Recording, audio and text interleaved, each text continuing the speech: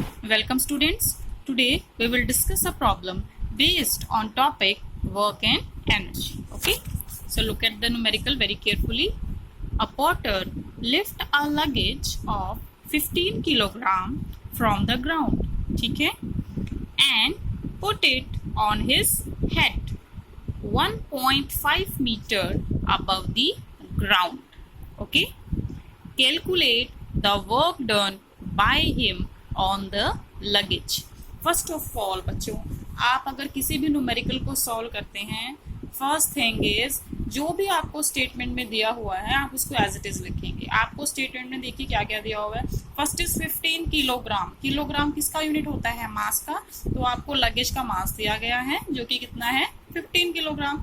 Next is जब porter ने luggage को लिफ्ट किया, अपने हेड पर रखा, तो वो ग्राउंड से कितना ऊपर था? 1.5 मीटर। दैट मीन्स आपकी जो डिस्प्लेसमेंट है वो कितनी हुई? 1.5 मीटर। ठीक है। Next is acceleration due to gravity. Small G की वैल्यू कितनी होती है? 9.8, बट कुछ जगह पर हम उसको 10 भी ले सकते हैं।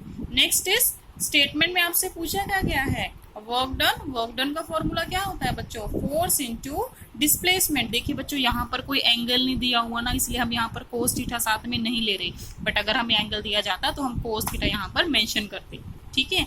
अब नेक्स्ट पॉइंट देखिए, फोर्स के बारे में आपने पढ़ा है कि न्यूटन फर्स्ट लॉ था, सेकेंड लॉ था, थर्ड लॉ था। ठीक है जी। जो आपके पास सेकेंड लॉ था उसने कहा था that capital F is always equal to F is equal to M A. M क्या था? मास। और ए क्या थी? एक्सेलरेशन। इस न्यूमेरिकल में यहाँ पर हम स्मॉल ए की जगह पर क्या लेंगे बच्चों? स्मॉल जी। स्मॉल जी क्या होती है? Acceleration due to gravity. Okay.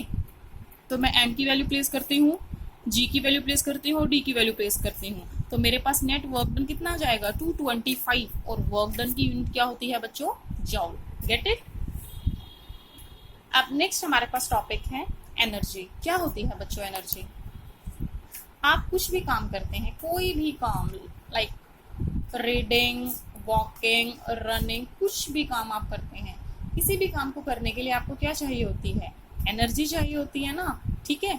अब ये बताइए, अगर आप अपनी बुक रीडिंग कर रहे हैं तो आप एक काम तो कर रहे हैं ना, मेंटल वर्क तो कर रहे हैं। अगर आप रनिंग कर रहे हैं तो आप कैसा वर्क कर रहे हैं? आप फिजिकल वर्क कर रहे हैं। ठीक है। तो अगर आपको काम करना है, अगर आपको वर्क करना है, तो वर्क करने के लिए आपको क्या चाहिए? एनर्जी। क्या चाहिए? एनर्जी। जिसके पास एनर्जी है वो ही वर्क कर सकता है, बिना एनर्जी आप वर्क नहीं कर सकते। तो डेफिनेशन देखिए, the capacity of doing work is called energy. किसी भी काम को करने की क्षमता, कैपेसिटी में क्षमता को आप क्या बोलते हैं? एनर्जी। अब देखिए कॉमर्शियल यूनिट ऑफ एनर्जी क्या होती है? किसकी बात कर रहे हैं? Commercial unit. कॉमर्शियल यूनिट क्या होती है वैसे बताइए जरा।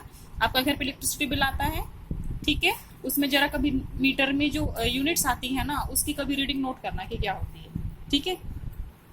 तो कॉमर्शियल यूनिट ऑफ एनर्जी हमारे पास क्या होती है? Kilowatt hour. किलो का सिंबल क्या लेंगे? कैपिटल के। वाट का क्या लेंगे बच्चों? डब्ल्यू। और आर के लिए हम क्या सिंबल लेंगे? कैपिटल एच लेंगे। ठीक है। अब इस चीज को थोड़ा सा सिंप्लीफाई करते हैं। सिंप्लीफाई करने के लिए हम क्या करेंगे? देखिए जरा, 1 किलोवाट कितने वाट के इक्वल होता है? पहले तो ये बात देखिए, 1 kilowatt is equal to 1000 watt. ठीक है। Next point is 1 hour. ये बताइए 1 आवर में कितने मिनट होते हैं बच्चों? 60 मिनट। और 1 मिनट में कितना सेकंड होता है? 60 सेकंड। दैट मीन्स 1 आवर किसके इक्वल होगा? 60 मल्टीप्लाई बाय 60 कितना हो गया बताइए? 3600 सेकंड ना। ठीक है।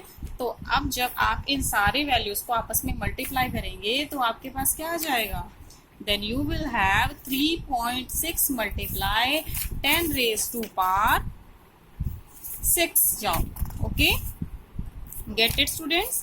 अब देखिए जो हमारे पास एनर्जी होती है ना, वो डिफरेंट डिफरेंट फॉर्म्स की होती है। ओके। बट ज्यादातर हम इस चैप्टर में जो स्टडी करेंगे वो है 2 टाइप की energy. First is called kinetic energy and the second one is called potential energy. ठीक है बच्चों। तो देखिए सबसे पहले कि डिफरेंट फॉर्म्स ऑफ एनर्जी कौन कौन सी होती है। First of all we will talk about light energy. Light energy क्या होती है भाई? ऐसी एनर्जी जिसकी हेल्प से आप कुछ भी देख सकते हैं। Get it. उसे क्या बोलते हैं, लाइट एनर्जी।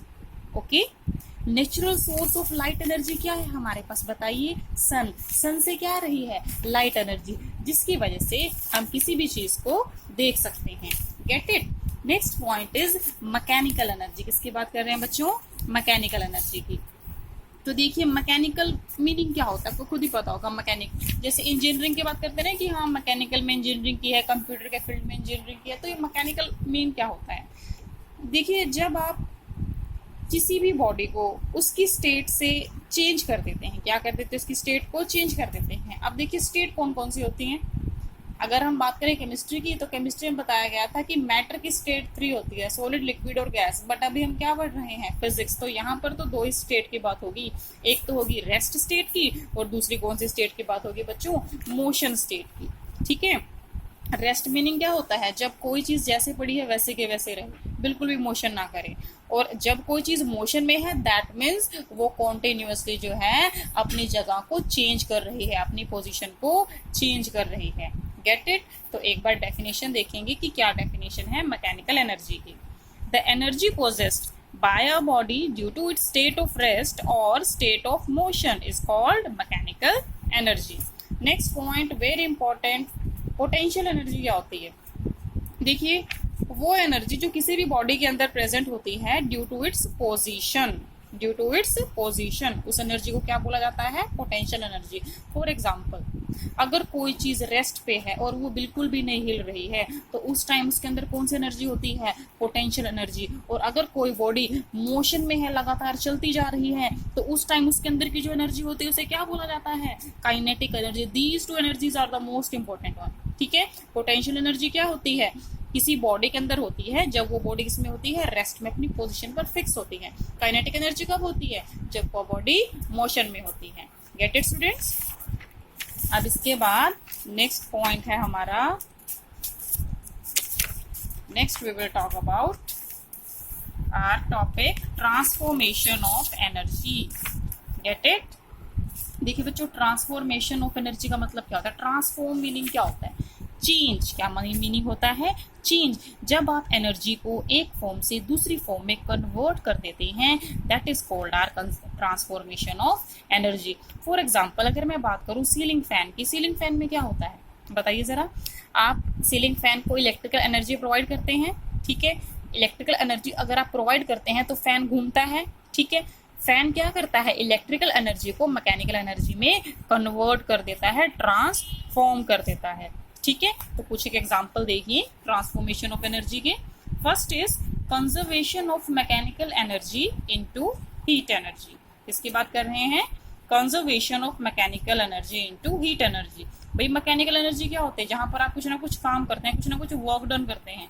तो देखिए जब मसल एनर्जी की बात कर रहे हैं, मस्कुलर एनर्जी, अगर आप हैवी एक्सरसाइज करते हैं तो उसके दौरान क्या होता है, आपकी जो मस्कुलर एनर्जी है वो किसमें चेंज हो जाती है, काइनेटिक एनर्जी में। किसमें चेंज हो जाती है, काइनेटिक एनर्जी में।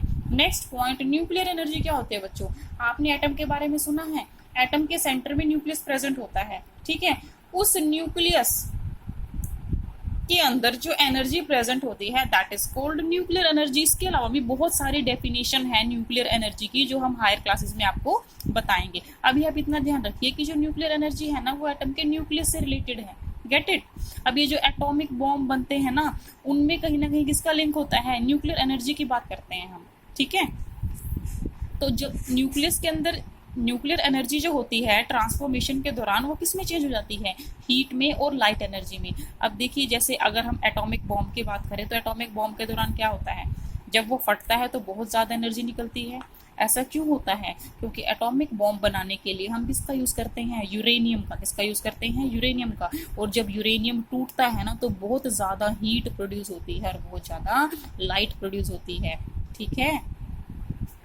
तो देखिए क्या हुआ न्यूक्लियर एनर्जी के दौरान, या फिर कह सकते हो कि न्यूक्लियर बॉम्ब जो होता है, एटॉमिक बॉम्ब जो होता है उसके दौरान क्या होता है, आपके पास जो एटम का न्यूक्लियस है ना वो ही चेंज हो जाता है, ठीक है। अगर कोई आपके पास बड़ा एटम है ना, फॉर एग्जांपल अगर यूरेनियम एटम है, ठीक है, और जब वो फटता है, जब बॉम्ब फटेगा तो वो जो बड़ा एटम था ना वो छोटे छोटे एटम में टूट जाता है। जो 2 एटम छोटे छोटे होते हैं उनका नाम होता है बैरियम, ठीक है, और क्रिप्टोनियम। आपको हायर क्लासेस में बताएंगे, okay students. Next is lightning of bulb by a battery.